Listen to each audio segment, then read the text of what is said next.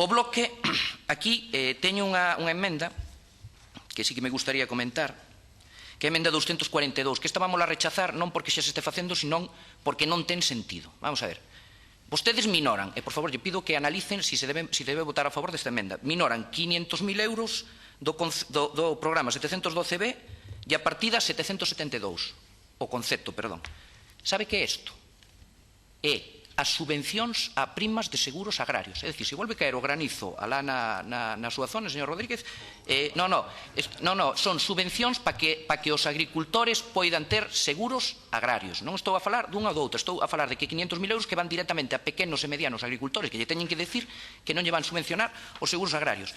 E saben para que van esos 500.000 euros? É que é así, para a feira do gando en Redondela. Vostedes saben cantos anos hai que non se fai feira en Redondela? 18 anos. E por que non se facía? Porque o recinto non reunía as condicións adecuadas para poder ter gando ali. Non sei.